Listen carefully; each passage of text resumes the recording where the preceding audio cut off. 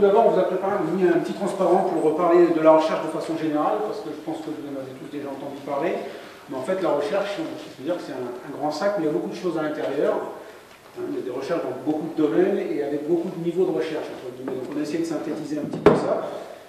Il y a ce qu'on a tendance à appeler la recherche fondamentale. Donc ça, c'est des gens qui vont travailler sur des sujets extrêmement pointus pour essayer de comprendre et de décrire des mécanismes, que ce soit en physique, en chimie, enfin, dans tous les domaines de la recherche, où là, on va aller chercher vraiment l'explication la plus profonde, on va dire. Mais avec pas forcément un objectif d'application de cette recherche. Il y en a toujours forcément un, mais qui peut être très loin quand on est encore à ce niveau de recherche. On est vraiment, si on parlait d'une maison, on dirait qu'on est sur les fondations. C'est-à-dire que si on veut déjà faire un toit, il faut déjà commencer à faire les fondations, monter des murs, avant d'arriver au toit. Donc là, la recherche fondamentale, c'est vraiment la base de la base, et c'est souvent des recherches relativement théoriques.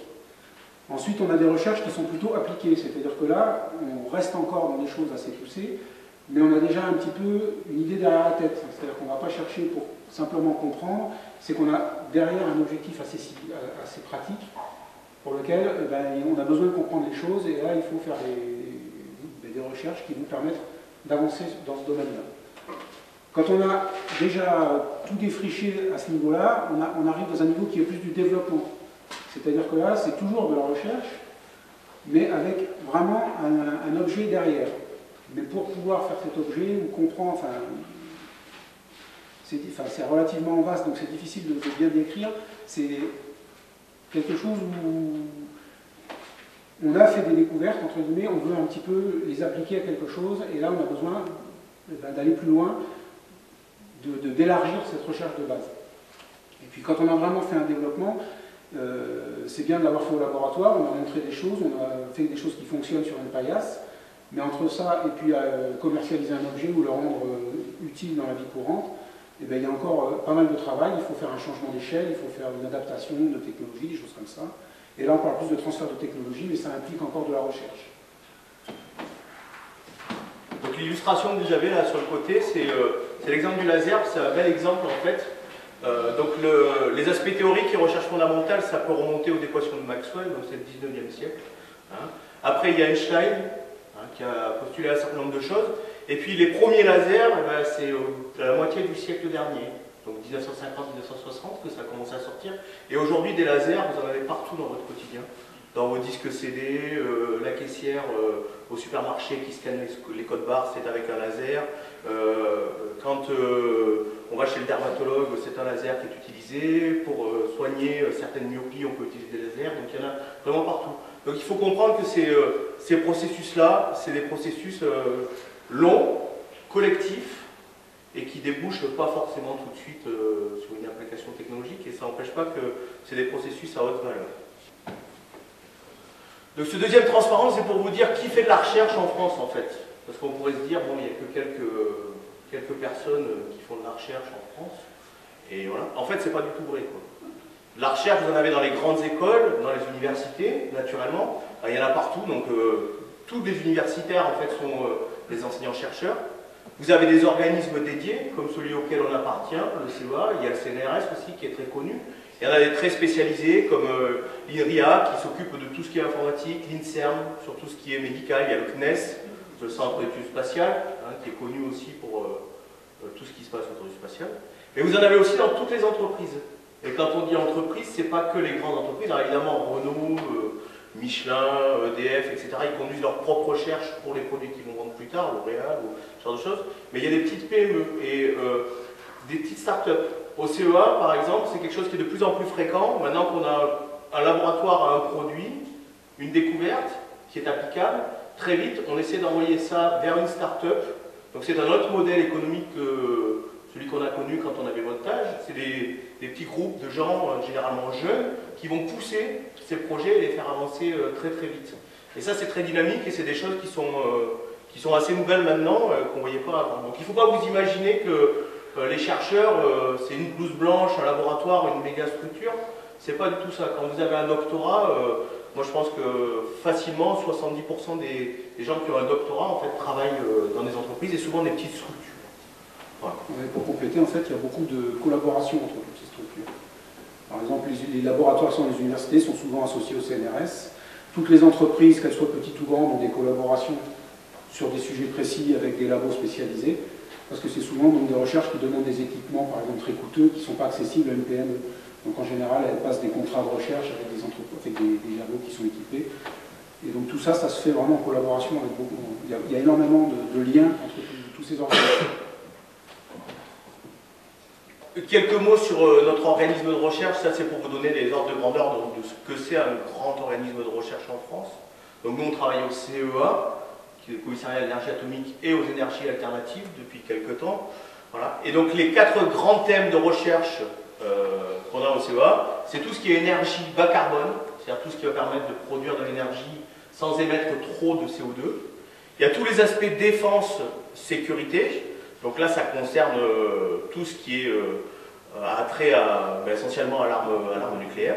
Il y a les technologies pour l'information, donc développement de capteurs, informatique, électronique, j'en oublie, non voilà. Ça regroupe bien. Tout ce qui est technologie pour la santé, les caméras qui sont utilisées, les scanners, il y a des développements sur ce type de choses.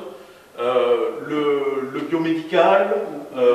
Également la recherche sur le vivant. Voilà. Il y a une direction spécialisée du CEA qui travaille. Donc, nous, on a peut-être entendu parler récemment avec le développement d'un test pour Ebola, par exemple, pour le dépistage de la. Voilà. Donc, c'est des gens qui travaillent sur le vivant. Ils travaillent même à côté sur Marcoule, en fait. Voilà. Donc, effectivement, le CEA, c'est du nucléaire, mais ce n'est pas que ça. Il y a énormément de. Et donc, il y a à peu près 15 000 salariés pour un budget annuel de 4 milliards d'euros. Qui est en partie donné par l'État et en partie lié à des recettes extérieures, des prises de brevets qui sont transmis ensuite vers des industriels ou directement des financements que les industriels apportent au CEA. Voilà. Donc ça, c'est vraiment l'archétype du gros organisme de recherche auquel on fait partie, mais comme je vous l'ai dit tout à l'heure, ce n'est pas forcément le modèle de tous les endroits où on fait de la recherche. Donc alors, on continue. Donc, qu'est-ce que c'est un chercheur? Alors, sur cette planche-là, on a essayé de résumer ce qui nous paraît important pour définir un chercheur. Donc, a priori, c'est quand même de formation scientifique et ou technologique de base. Mais ça ne veut pas dire qu'on fait que ça. Il ne faut surtout pas vous imaginer que c'est à longueur de journée faire des équations, des expérimentations. Ça fait partie du métier, mais il y a d'autres parties. Donc déjà, il y a des parties relationnelles, parce que c'est toujours des travaux d'équipe. Donc, il y a des gens qui ont des responsabilités. Un laboratoire, c'est organisé comme une structure standard. Donc, il y a un chef de laboratoire, il y a des gens qui gèrent des équipes, il y a des techniciens, il y a des ingénieurs, il y a des ingénieurs-chercheurs. Donc, ces gens se répartissent le métier et doivent apprendre à habiter ensemble. Donc, travailler ensemble, pardon. Donc, il faut des qualités relationnelles. Il faut communiquer. C'est très important. On fait énormément. Alors, au-delà de ce qu'on fait aujourd'hui en venant ici, il y a beaucoup de réunions techniques. Il y a beaucoup de congrès, et ça fait partie du monde de la recherche. C'est-à-dire que quand vous avez des travaux, il faut aller les confronter aux autres personnes, et il faut présenter dans des congrès, alors souvent, si possible mondiaux, donc en anglais et souvent à l'étranger, et confronter ces travaux aux autres et accepter qu'ils écoutent, qu'ils jugent et qu'ils vous posent des questions dans une assemblée générale, qu'ils puissent vous mettre des fois en défaut sur des choses que vous auriez un peu... Et c'est en même temps la seule façon d'avancer, parce que c'est des travaux qui sont tellement pointus, il y a peu de gens qui sont en mesure de les juger, entre guillemets. Donc on est obligé de se confronter à des équipes qui travaillent sur le même sujet pour pouvoir avancer. Voilà. Il faut écrire. Donc écrire des rapports, alors que ce soit dans le cadre de grands projets, ou par exemple, il arrive qu'on ait des rapports à remettre pour des lois. C'est-à-dire que le Parlement va voter une loi de recherche, et puis à la fin d'un temps donné, ils attendent de la part des organismes d'État un rapport. Donc il faut quand même, c'est un travail collectif qui remonte jusqu'au Sénat ou ailleurs. Il faut écrire des publications, c'est-à-dire des articles scientifiques, qui montrent les travaux qu'on a fait. Et ces publications, en fait, sont ce qu'on appelle reviewées. C'est-à-dire que vous avez des gens qui jugent de la pertinence de vos travaux et ils ne les publient qu'à ce moment-là, si les travaux ont été jugés pertinents. Et puis, il faut aussi savoir gérer des projets. Parce que souvent, il y a beaucoup d'enjeux, de l'argent, des plannings à respecter. Donc, il faut savoir s'occuper de planning, de budget et de ce genre de choses. Donc, qui sont vraiment des métiers de gestion de projet. Donc là, après, en fait, on va vous présenter chacun notre tour un petit peu notre propre parcours. qui nous a amené donc, à être chercheurs. Donc moi, à la base, j'ai une formation totalement universitaire, hein, c'est-à-dire que j'ai fait un bac scientifique, à l'époque ça s'appelait le bac D, c'est maintenant le S version SVT, si ça existe encore, si c'est à peu près comme ça. Donc ça ne m'a pas obligé à partir dans le domaine des sciences du vivant, puisque j'ai un petit peu bifurqué. J'ai attaqué par un DUT en génie mécanique et probiotique. Donc ensuite j'ai fait ce qu'à l'époque on appelait une maîtrise de sciences et techniques, donc ça n'existe plus je pense maintenant, spécialisé dans le domaine des matériaux céramiques et des matériaux fruités. J'ai enchaîné une 5e année, à l'époque ça s'appelait un DEA, donc c'était le diplôme qui permettait d'accéder en fait aux formations de la recherche. Donc un DEA dans le domaine toujours des matériaux céramiques et du traitement de surface.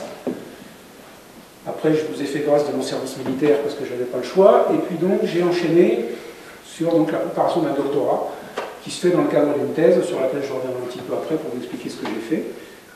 Suite à cette formation, donc, qui au total dure 8 ans, j'ai fait, avant de rentrer, enfin c'était, on va dire, ma première expérience dans la vie active, un postdoc. Donc ce qu'on appelle un postdoc, c'est un contrat à durée déterminée, qui fait suite à la thèse, qui peut se faire dans un labo français, mais souvent dans un labo étranger. L'intérêt, c'est d'aller justement un petit peu explorer le monde.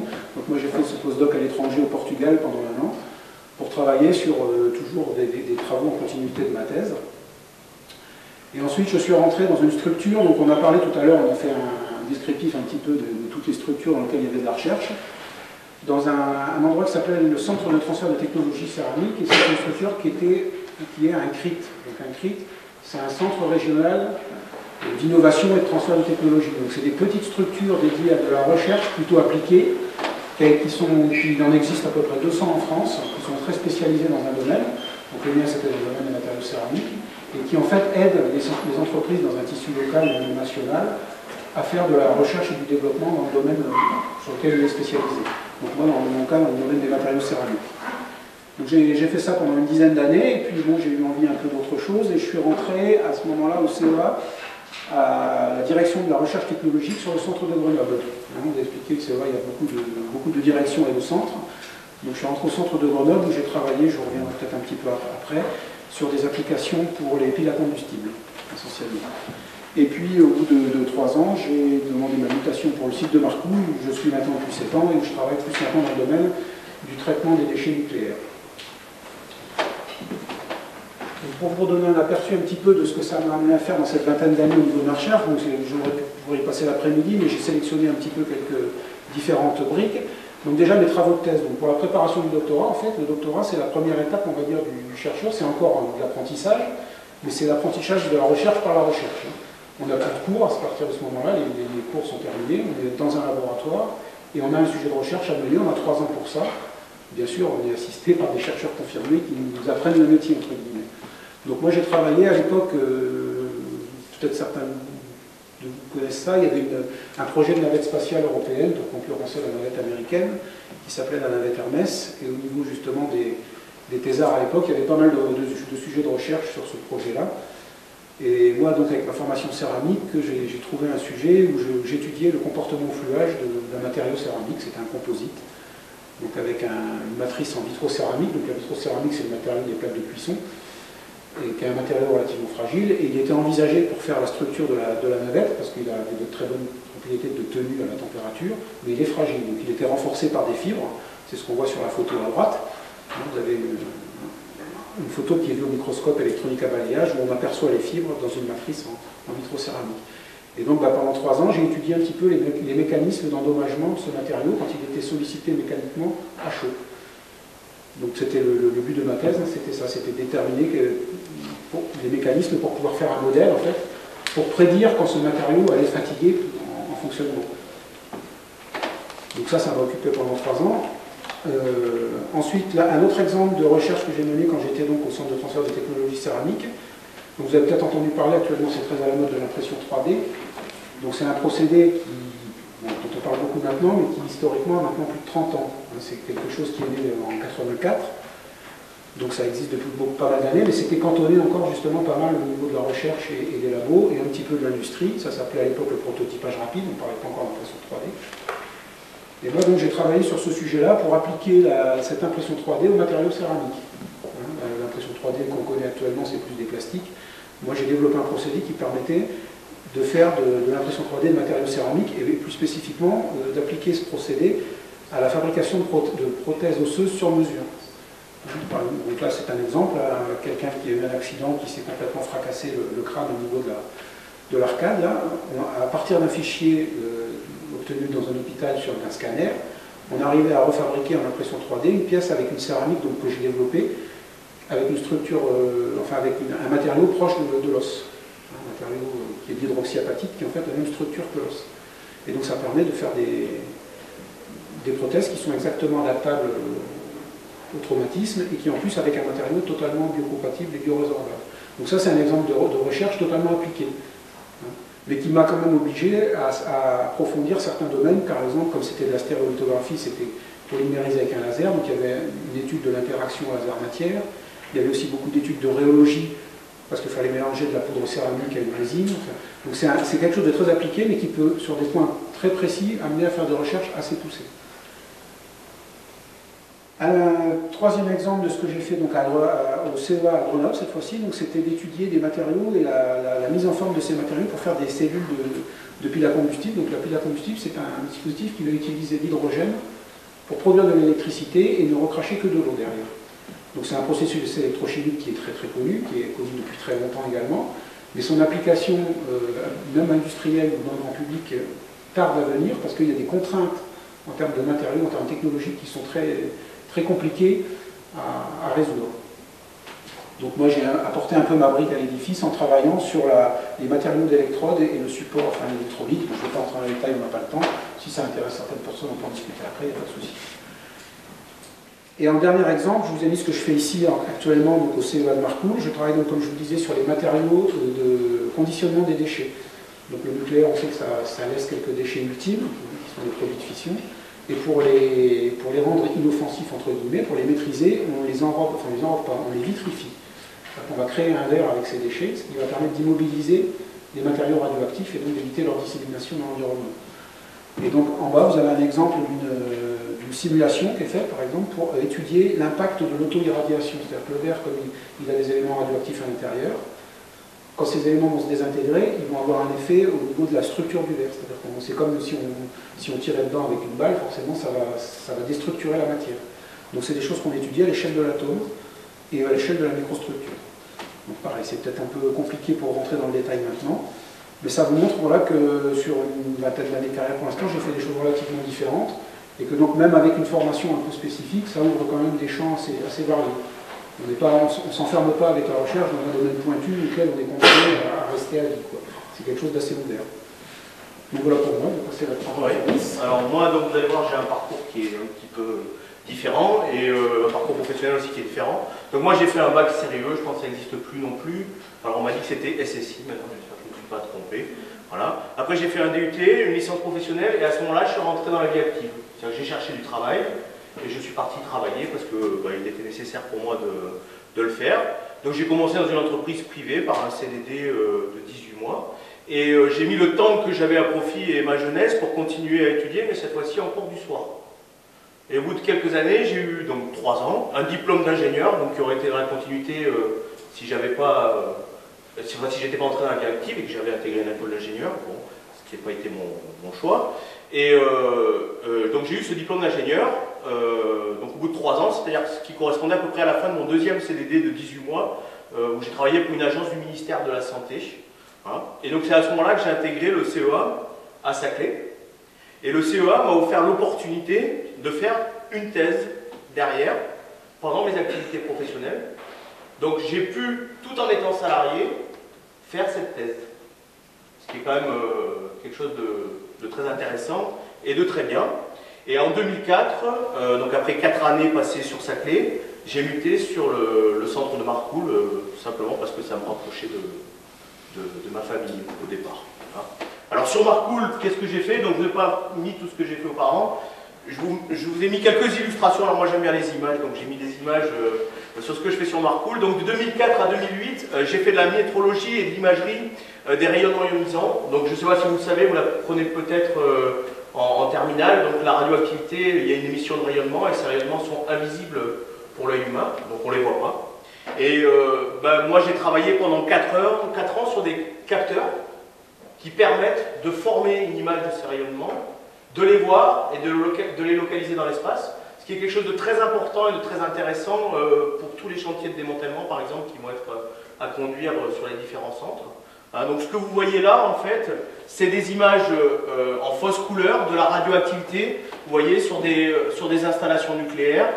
Donc si vous regardez avec vos yeux, évidemment, vous ne voyez rien. Et puis en utilisant des capteurs appropriés, on peut superposer une image qui permet de voir les sources principales de rayonnement.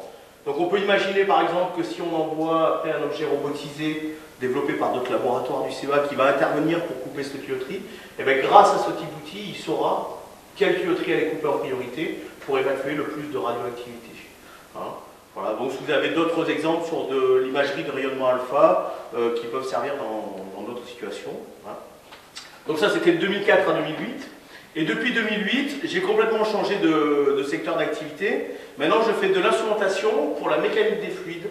Alors, c'est un peu barbare comme appellation, mais pour vous donner une idée en fait, de ce qu'on fait. Donc, il y a énormément d'appareils qui sont utilisés dans l'industrie, qui mettent en jeu des fluides. Tous les appareils qui servent à produire des médicaments, à extraire des molécules, à raffiner du pétrole, tous les appareils d'un domaine d'activité qu'on appelle le génie des procédés, à l'intérieur, il y a des écoulements.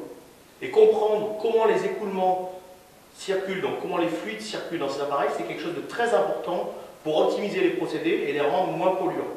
Donc moi, je suis dans un laboratoire qui ne travaille que sur ça, sur l'optimisation et la compréhension de ces procédés. Et parmi les activités qu'il y a, c'est des activités d'instrumentation, développer des techniques d'instrumentation qui vont permettre de voir l'écoulement, de le structurer et de le confronter à d'autres équipes qui le modélisent numériquement. Alors ça implique beaucoup de choses. Donc vous voyez, on fait des essais avec des lasers et des substances fluorescentes. On fait de la modélisation numérique en travaillant avec des modèles numériques sur des équations très compliquées, des équations de Navier-Stokes, ce genre de choses. On filme avec des caméras rapides. Alors mon film ne s'est pas lancé, je ne sais pas pourquoi, mais il n'est peut-être pas. Si, voilà. Donc vous voyez, ça par exemple, c'est un réacteur qui permet de produire une réaction d'oxydation avec de l'ozone, en fait. Et la taille des bulles est un paramètre important pour savoir comment l'ozone va passer dans le liquide. Donc là, nous, ce qu'on fait, c'est qu'on filme les bulles. Là, vous voyez, c'est filmé à 2000 images par seconde, avec une caméra extrêmement rapide. Et après, on va traiter ces images pour essayer de mesurer la taille des bulles. Donc là, c'est du traitement numérique du signal, de l'informatique, hein, pour essayer de comprendre combien il y a de bulles, quelles sont leurs tailles et quel volume elles occupent dans ce réacteur, et pourquoi l'ozone, en fonction des variations de taille de bulles, va plus ou moins se dissoudre dans l'eau. Hein. Voilà.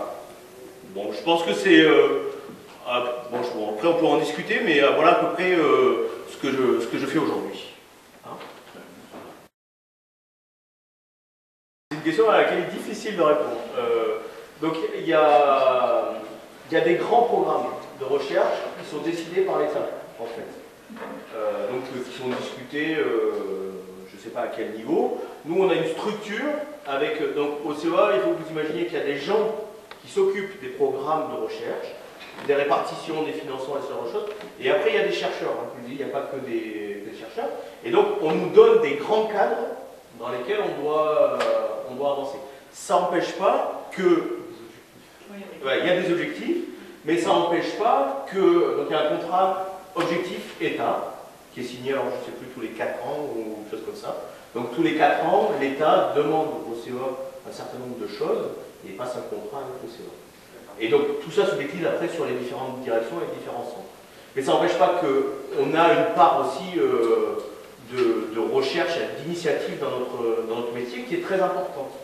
C'est-à-dire que si vous avez une bonne idée, une bonne piste, quelque chose qui peut être prometteur, vous êtes encouragé à le remonter pour que ça devienne quelque chose de plus grand, de plus gros, de plus structuré, qui trouvera sa place dans ce contrat-là. Donc c'est un peu... les deux choses vont de pair. Quoi. Parce que, enfin, c'est pas... On ne peut pas dire aux gens, voilà, vous cherchez pendant 4 ans sur ça, et puis vous arrêtez, il faut qu'il y ait de la continuité, et puis il faut que les gens qui font de la recherche amènent leurs idées, parce que c'est eux qui ont la connaissance de base et qui voient les pistes dans lesquelles il faut aller. Hein. Et souvent, on demande une recherche sur un sujet qui est justement imposé entre guillemets par les directions et tout ça. on va découvrir des choses qui, on se dit, tiens, ben ça pourrait avoir des applications très intéressantes dans un domaine totalement différent. Quoi. Il y a eu le cas, par exemple, à Marcoule avec l'extraction par fluide supercritique. Oui. Donc c'est une technique en fait qui permet d'extraire des molécules organiques d'un milieu, qui au départ était complètement étudiée pour faire du traitement de déchets nucléaires. Et on s'est rendu compte qu'il y avait une application super intéressante pour les bouchons de bouteilles de vin en liège. Parce que dans les bouchons de bouteilles de vin en liège, il y a une molécule dont je ne me souviens plus du nom, qui va donner le goût de bouchon au vin. Et grâce à cette technique d'extraction, en fait, on arrive à enlever du liège cette molécule. Et donc on permet de faire des bouchons en liège qui ne bouchonnent pas. Qui nous donnent plus de bouchons. Sans faire de bouchons en plastique. Sans faire de bouchons en plastique, voilà. On est parti pour faire de l'extraction de déchets nucléaires et on finit à faire des bouchées de bouchons de bouteilles. Et donc si on ne laisse pas le degré de liberté, ça n'apparaît jamais.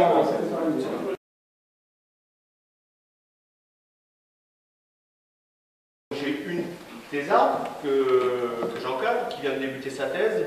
J'ai un ingénieur en alternance, que je vais avoir pour 3 ans. Je prends 2 étudiants en master. Et puis notre labo, en fait, on va dire au mois de mai à août, il double, voire il se multiplie par un facteur 2,5. Et tout ça, c'est des gens qui viennent faire un stage. Et c'est quelque chose de très important, parce que ça permet de montrer ce qu'on fait, et puis ça permet aussi de transmettre et de faire avancer les jeunes. Donc ça, oui, les organismes de recherche, c'est un bon endroit justement pour trouver un stage, et puis un stage, moi, que je trouve, enfin, j'espère intéressant, quoi. Voilà.